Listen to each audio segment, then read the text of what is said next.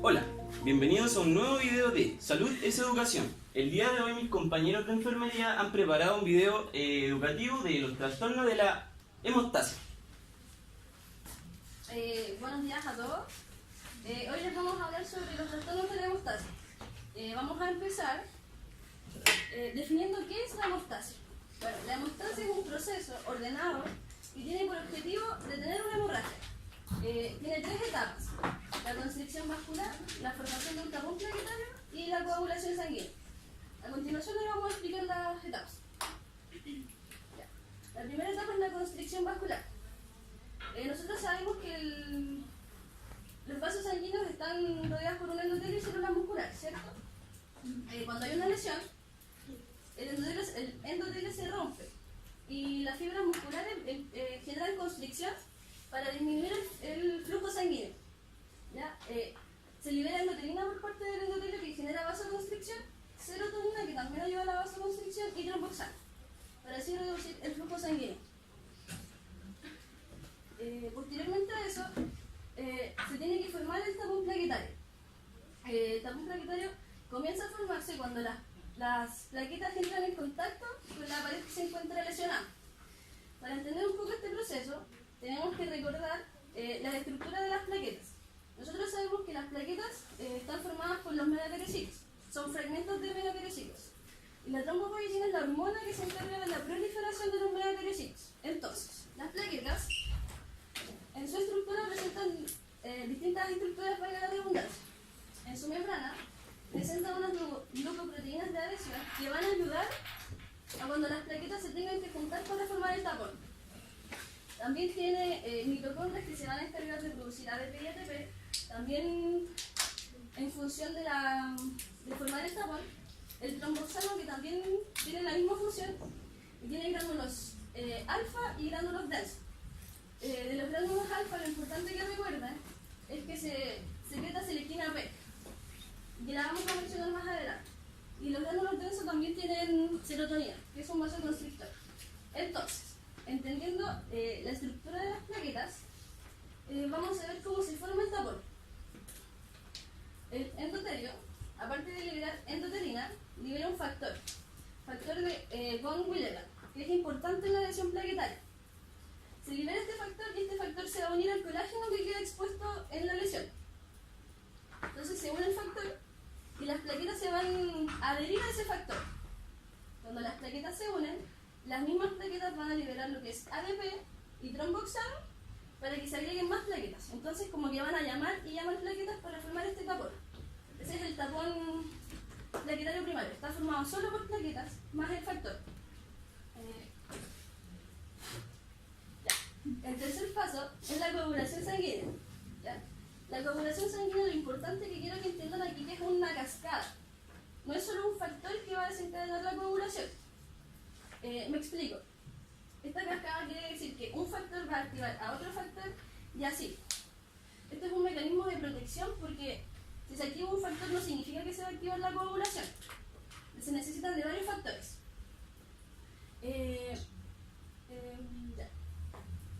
Para la coagulación tenemos dos vías, la intrínseca y la extrínseca. Y yo no pretendo que se aprendan cada factor de coagulación. Lo importante que quiero que entiendan es que el sistema intrínseco se activa ante una lesión vascular. Este es un poco más lento. Se activa con el factor 2. El sistema extrínseco se activa por un factor tisular que libera el endotelio cuando se produce una lesión. Lo importante de esto es que los dos sistemas, el intrínseco y el extrínseco, terminan en un factor común que es el factor 10 de coagulación. Que eso más el calcio, lo que va a hacer es que me va a activar una proteína, la protrombina. La protrombina se encuentra en la sangre inactiva. Entonces me la activa y me la transforma en trombina. Lo que quiero conseguir con esto es transformar el fibrinógeno. ¿Se acuerdan de la selectina P? La selectina P tiene fibrinógeno. Entonces va a liberar ese fibrinógeno y la trombina lo que va a hacer es transformar el fibrinógeno en fibrina. Lo que pasa con la fibrina es que es insoluble. Entonces la fibrina va a ir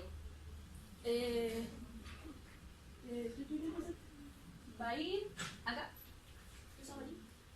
y va a formar el tapón. Y así la sangre no va a poder salir. porque como es insoluble la sangre no pasa. Ese es como el mecanismo de coagulación. Es básicamente eso. Importante mencionar que la vitamina K es súper importante porque la vitamina K ayuda en la síntesis de muchos de estos factores de coagulación. Entonces, si tenemos un déficit de vitamina K, lo más probable es que los factores de coagulación no se sinteticen y no podamos coagular con normalidad. Voy a poner un video que es resumido todo lo que yo les dije.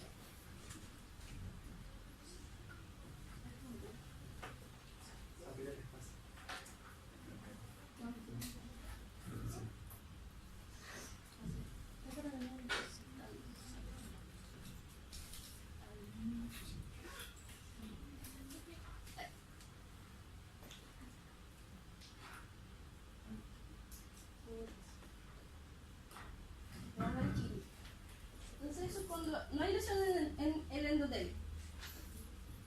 Generalmente las plaquitas no salen en el endotelio si no hay una lesión. Eso es por el óxido nítrico que lo vimos en clases anteriores. Entonces, cuando el endotelio se rompe, va a haber vasoconstricción para disminuir el flujo sanguíneo. Y gracias al colágeno y a el factor de von Willebrand se van a unir las plaquetas. Se van a unir y van a liberar ADP y tromboxano para que llamen más plaquetas. Y se forma un tapón primario.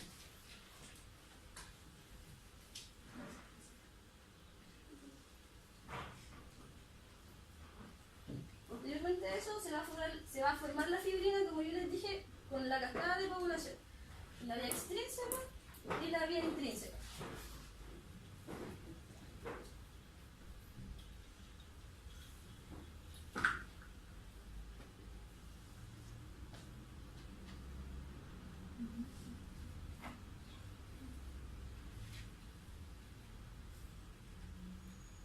Entonces ellas convergen en una vía común donde se libera el factor X, factor 10,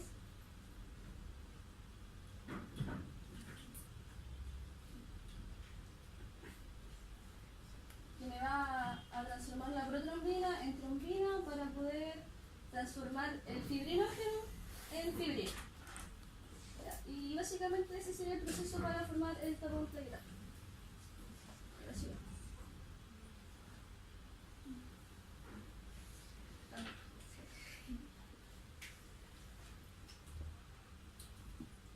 Entonces, nosotros en nuestro cuerpo tenemos anticoagulantes naturales, ¿ya? Para evitar que uno coagule cuando uno se debe coagular.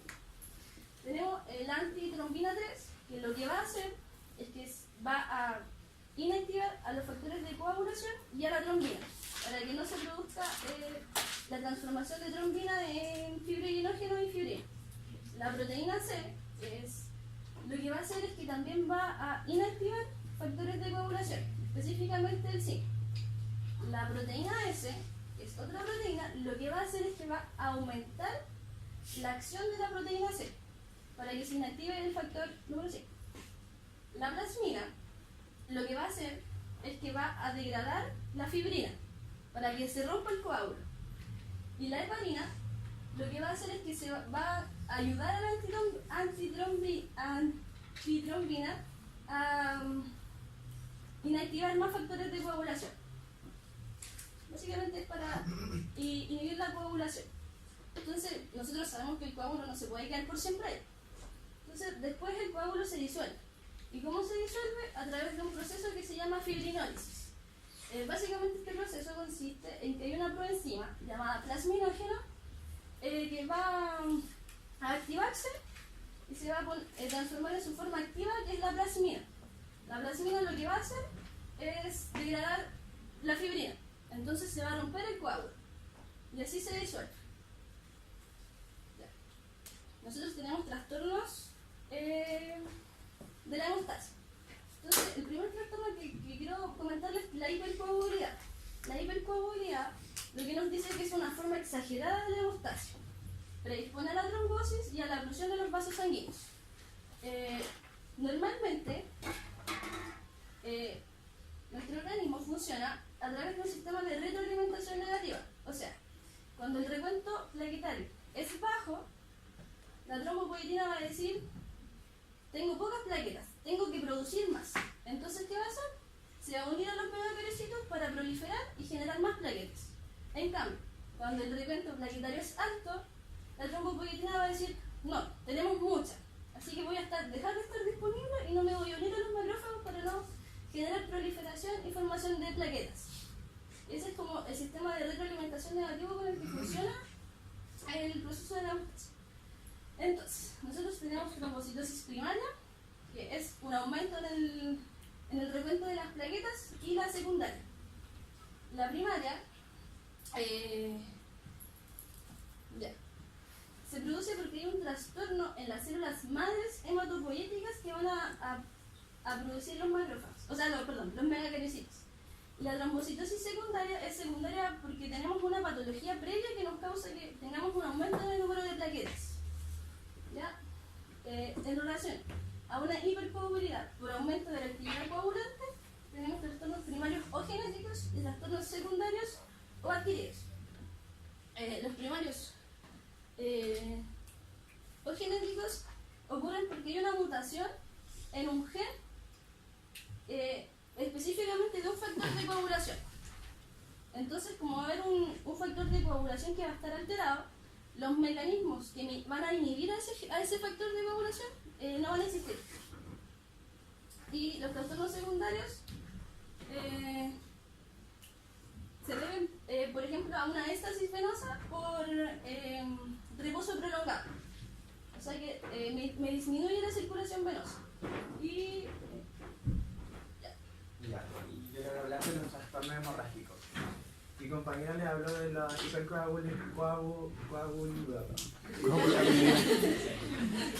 yo quiero hacer una pregunta. ¿Qué se esperan de los trastornos hemorrágicos? ¿Qué creen que va a ocurrir? Aparte, siendo un poquito más específico.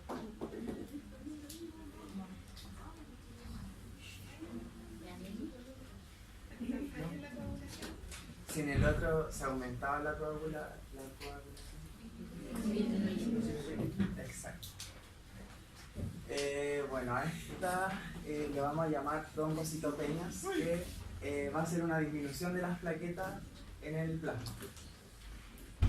Se va a llamar trombocitopenias cuando va a haber una disminución de las plaquetas menos de 150.000 plaquetas por mililitro. Desde ahí se va a llamar trombocitopenia. Luego de más bajo sobre los 50.000 plaquetas sobre mililitro de sangre, esto va a facilitar el sangrado. Ante cualquier golpe, hematoma, se va a producir una hemorragia. Y existe otra más extrema que es bajo, es las 20.000 plaquetas por mililitro, va a ser sangrado espontáneo. Ya sea de mucosas o extremidades, etc. Y aquí vemos que se encuentra la anemia plástica y la leucemia. O sea, principalmente aquí lo que importa es que la anemia plástica o la leucemia pueden causar una trombocitopenia.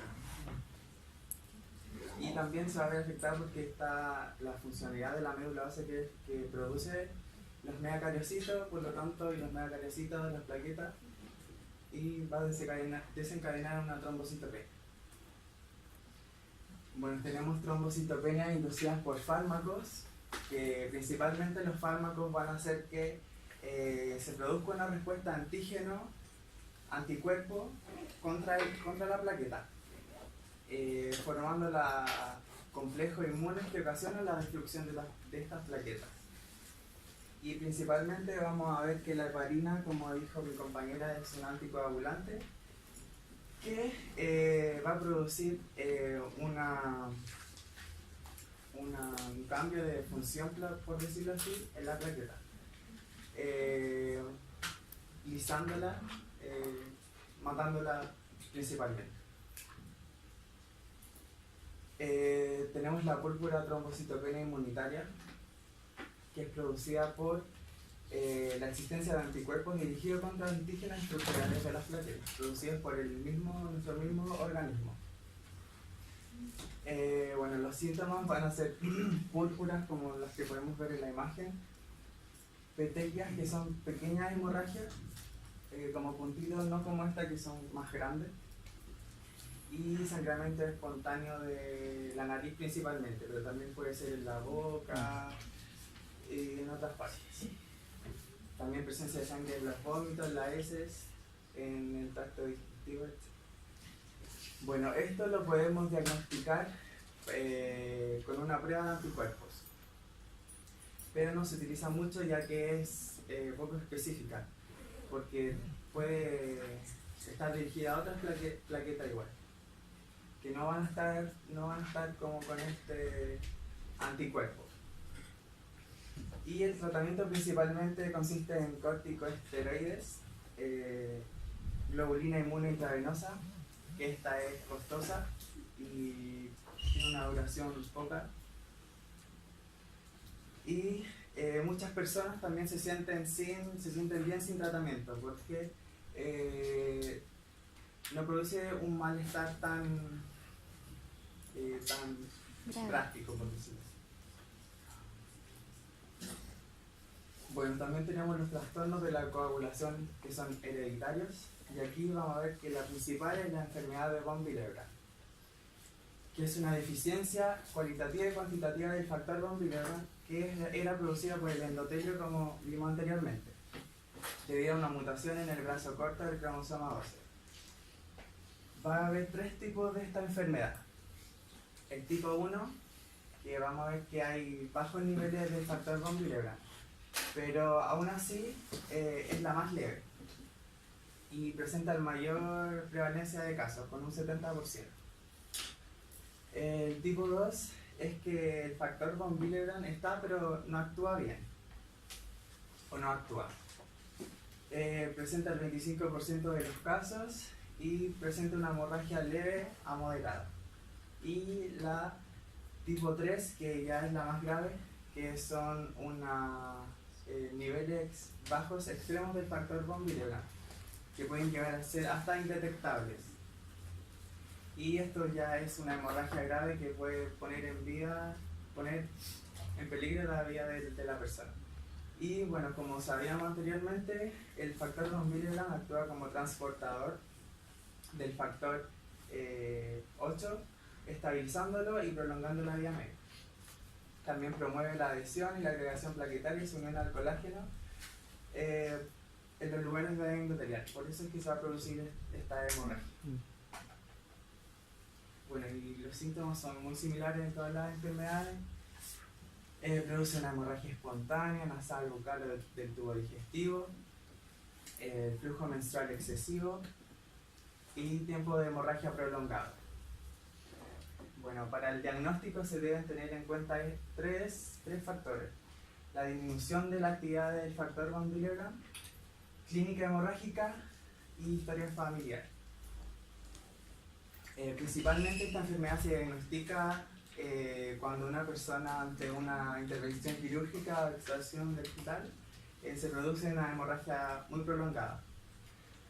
Y el tratamiento consiste en un diagnóstico de respuesta a la desmopresina, que esto hace que se libere el factor von Willebrand y el factor 8 de su lugar de almacenamiento. Y principalmente se trata la 3, que es la más grave, porque la 1 y la 2 no son tan graves y muchas personas también pueden vivir bien sin tratamiento.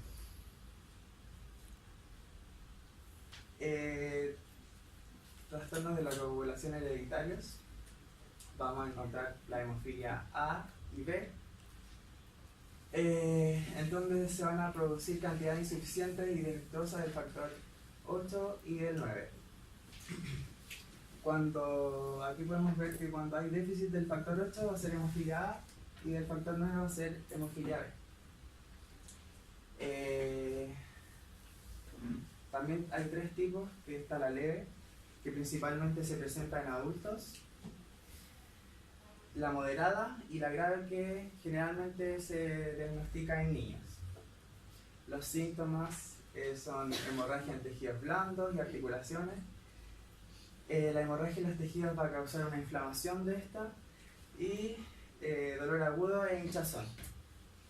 lo que va a producir una fibrosis articular y contracturas, desencadenando después una incapacidad mayor. El diagnóstico va a ser el análisis de mutación directa de genes y los estudios en el enlace de ADN, ya que estas son, como puede el nombre, hereditarios. Y el tratamiento, prevención, generalmente la prevención de traumatismo para que no se produzca la hemorragia, evitar los anticoagulantes como el ácido acetilsalicílico y los anticoagulantes no esteroidales, y otros que afecten la función plaquetaria. Y bueno, un tratamiento que está en estudio es la restitución del factor 8 por transfusiones y eso, pero todavía no se tiene mucha claridad de eso. Los trastornos de coagulación adquiridos. Bueno, como dijo mi compañera antes, la vitamina K es muy importante en la coagulación. Bueno, y aquí vamos a ver que es la principal causa de déficit de síntesis de factores de la coagulación. Tenemos muchos factores como el 2, el 7, el 9 y el 10 y la protombina que son dependientes de la vitamina K. Este trastorno se puede afectar por la síntesis de la vitamina K, también por la absorción y también por fármacos que afecten, pues, porque la vitamina K se produce en el estómago. Y los fármacos que afecten la flora intestinal va a desencadenar una alteración en la síntesis de vitamina K. O sea, agregando eso, principalmente la vitamina K la producen bacterias del intestino. Por lo tanto, si uno ocupa antibióticos de alto espectro, lo más probable es que se destruya parte de la flora bacteriana que puede estar produciendo vitamina K. Relacionada con trastornos vasculares. Bueno, hay muchos, pero vamos a nombrar estas tres. Esto se va a producir principalmente por las paredes de los vasos sanguíneos son débiles. Y vamos a tener la telangiectasia hemorrágica, que son los capilares de pared delgada debido a una insuficiencia de vitamina C, que se llama escorbuto, que provoca la síntesis insuficiente de colágeno, lo que desencadena en un fallo en las células endoteliales. Y esto va a producir que las paredes endoteliales sean frágiles, por lo que se van a producir hemorragias. También tenemos la enfermedad de Cushing, que es una atrofia proteínica y pérdida del soporte del tejido vascular por exceso de cortisol. Vamos a tener la exógena, que es medicamento semejante al cortisol, y la endógena, que es cuando la glándula suprarrenal sintetiza un exceso de cortisol. Y la púrpura senil, principalmente, que es un deterioro de la síntesis de colágeno. Esto la vamos a ver principalmente en gente adulta, ya que en la gente adulta se va disminuyendo el colágeno en la piel. Y más que nada esta solo presenta consecuencias estéticas. Y el recuento plaquetario es normal. En todas estas enfermedades es normal el recuento plaquetario. Lo que está afectado son más las paredes vasculares de los vasos. Y finalmente tenemos la coagulación intravascular diseminada, que es una activación masiva de la secuencia de coagulación por una generación no regulada de la trombina, lo que conduce a una formación sistemática de la fibrina, que va a hacer que se forme un coágulo. Esto va a producir microtrombos que causan la oclusión de los vasos sanguíneos. Bueno, y estos microtrombos, ustedes me imagino que se están preguntando por qué produce microtrombos si es una hemorragia.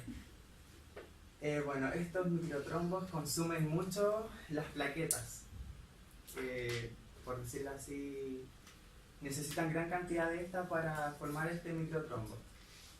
y lo que desencadena en una hemorragia grave. Igual que en las otras enfermedades, los síntomas van a ser petequias, púrpuras y hemorragia grave. El tratamiento es restituir componentes de la coagulación y evitar la activación de mecanismos de la coagulación. Ahora se está viendo la transfusión del plasma congelado fresco con plaquetas o crioprecipitado, que tienen los factores de la coagulación. Porque, como dije anteriormente, este microtrombo consume muchos factores de coagulación y plaquetas. Entonces va a haber un recuento muy mínimo de esto, lo que va a producir una hemorragia grave. Y eso sería, muchas gracias.